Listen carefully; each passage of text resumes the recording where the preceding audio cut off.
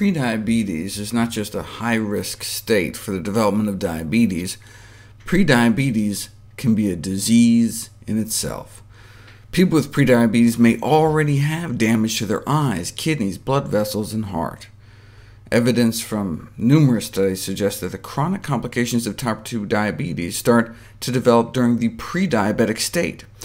So by the time we have prediabetes, it may already be too late to prevent organ damage, so best to prevent prediabetes in the first place, and the earlier the better. 30 years ago, virtually all diabetes in young individuals was thought to be autoimmune type 1 diabetes. But since the mid-90s, we started seeing an increase in type 2 diabetes among our youth, particularly in the United States.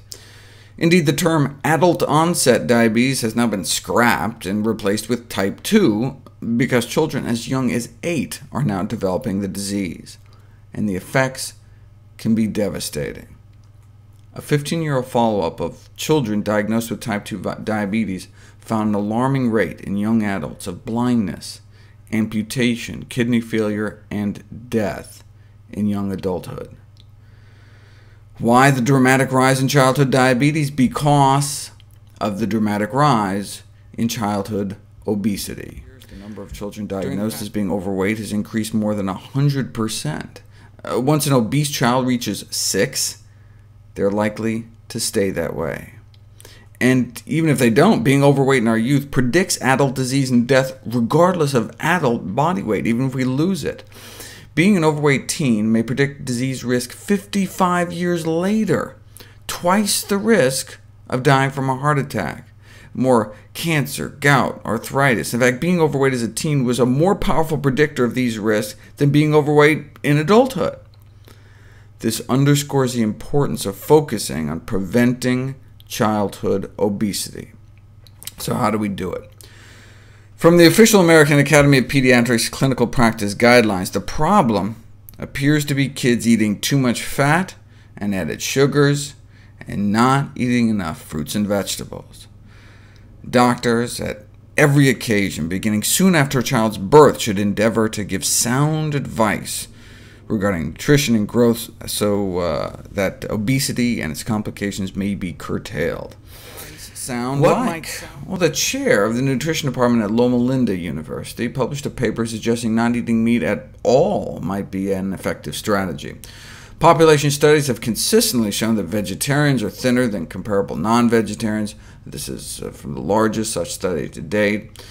A body mass index of over 30 is considered obese, 25 to 30 overweight, and under 25 ideal weight.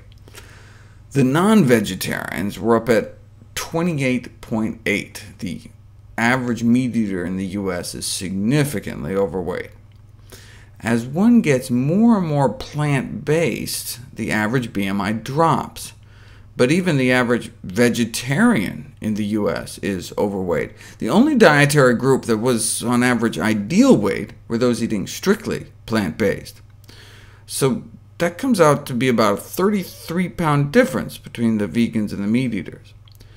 Vegetarian children grow up not only thinner, but taller. Vegetarian kids grow to be about an inch taller than other kids. Apparently, meat intake is somehow negatively associated with height.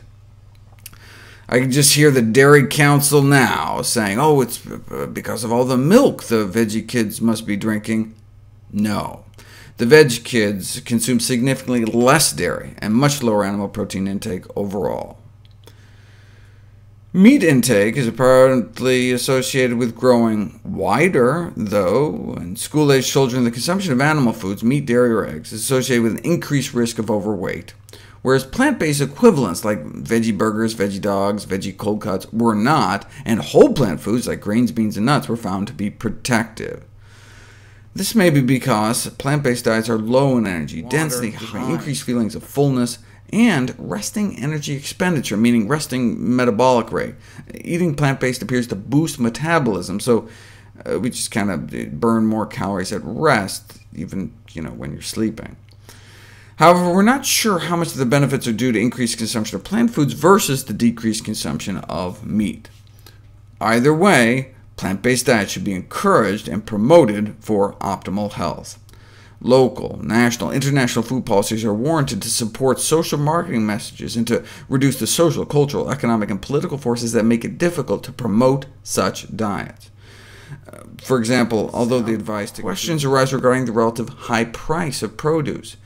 Yes, we can reduce the burden of childhood obesity, prevent the further spread of disease, but we need to ensure that plant foods are affordable and accessible to children of all income levels. Fruits and vegetables may not fit on the dollar menu, but our kids are worth it. Getting diabetes in childhood cuts nearly 20 years off their life. Wouldn't go to the ends of the earth to enable our kids to live 20 years longer.